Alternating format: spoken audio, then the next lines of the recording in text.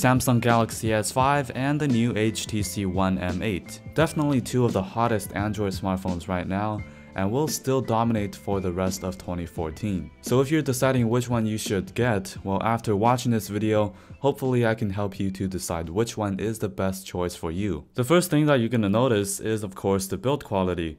This is the main difference. Of course, the HTC One has an aluminum full body finish on the back, whereas the Samsung Galaxy S5 still maintains the plastic finish just like all the previous Samsung phones. Personally, I do prefer the build quality on the HTC One, the aluminum finish, but a pro for plastic phones is that you can easily take off the back plate and access the battery, so you can swap out and replace the battery if it dies, and you can easily access your micro SD card and your SIM card slot. The M8 has aluminum all around the edges, making it quite slippery when you hold onto it, so it is quite easy to slip out of your hand, and I do plan on getting a case for my M8. Nowadays, pretty much all of the high-end flagship devices have a 1080p HD display. So both are 1080p devices. The Galaxy S5 has a 5.1-inch display, making it 432 pixels per inch. The HTC One has a slightly lower screen size of 5 inches, 441 pixels per inch density. Looking at them side by side, I can tell that the Galaxy S5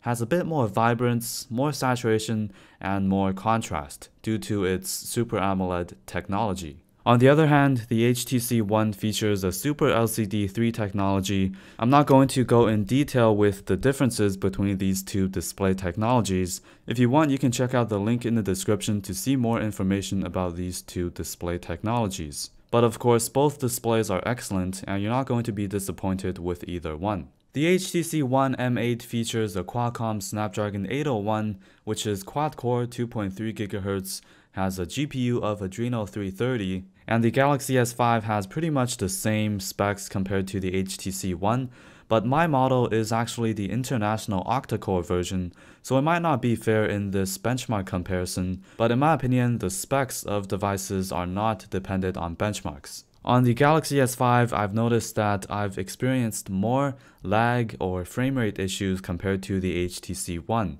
It doesn't happen very often, but when it does, it gets quite annoying. Of course, you are able to play pretty much all of the games in the Google Play Store without any problem. Sometimes you might experience a lag or dropped frame rates if you have a lot of applications in the background, using up a bunch of RAM, but overall everything runs very smoothly and very quick. Both devices are of course high-end, so you would expect these two devices to perform extremely well. Now let's talk about the speakers. Of course, the HTC One has front-facing speakers, and they're the boom sound speakers, and these are probably the best speakers that you can find on any smartphone right now. Comparing it to the Galaxy S5, which are rear-facing, tiny speakers, and you can have a listen yourself and decide which one is better, but of course the clear winner here is the boom sound speakers on the M8.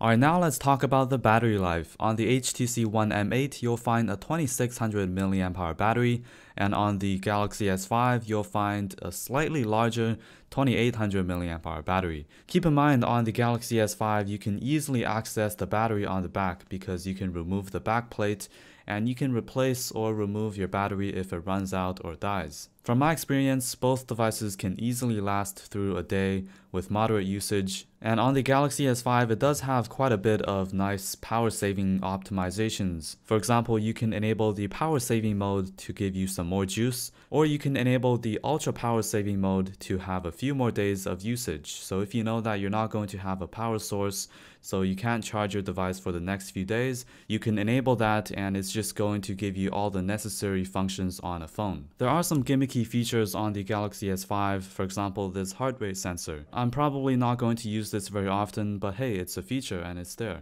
There's also the fingerprint sensor on the S5. Now it's not as good as the iPhone 5S, but it gets the job done. The only thing I don't like about this fingerprint sensor is that you have to swipe down at a certain angle. So you can't tilt your finger or slide down your finger sideways. You have to swipe straight down to unlock it. Now moving on to the software, of course both are running on Android 4.4 KitKat, which is currently the latest version of Android, but this is more about TouchWiz versus Sense. So the Galaxy S5 has the TouchWiz skin, whereas the HTC One is running on the HTC Sense 6.0 skin. Personally, I'm not a big fan of skins. I generally prefer stock Android, and I usually install a custom launcher after getting a new device. But it's all down to your personal preference if you like TouchWiz or Sense. So because this is running on Android, you can easily customize your device to the way you like. On the right side of the HTC One, you'll find a micro SD card slot.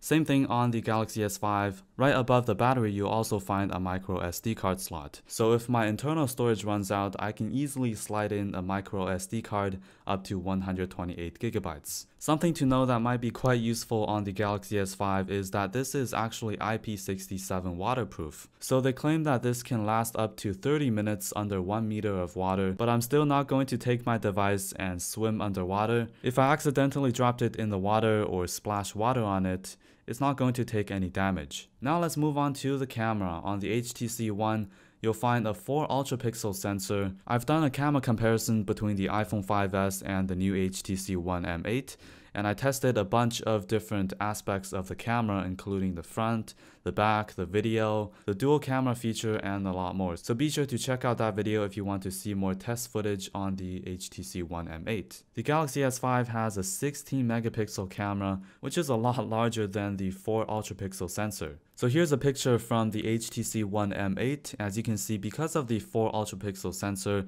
when you zoom in, you're not going to get a lot of detail. It's not very sharp. But on the Samsung Galaxy S5, because of the 16 megapixel camera, when you zoom in, you're still going to get a lot of detail, and it looks great. The color looks, in my opinion, better than the HTC One. So here are some videos on the HTC One M8. Actually looks quite nice in my opinion. It is recording in 1080p HD, and let me know what you think of the video quality.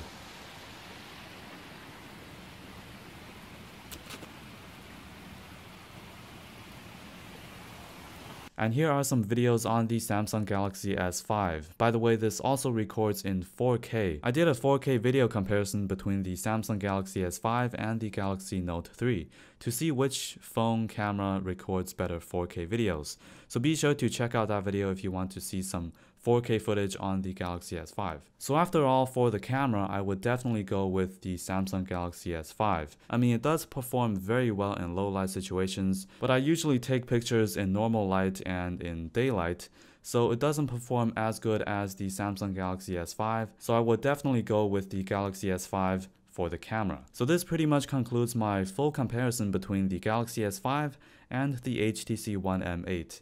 Be sure to give this video a thumbs up if you enjoyed it, and leave a comment down below letting me know which device you prefer. Thanks a lot for watching. Don't forget to subscribe to my channel for future videos, future phone comparisons and reviews.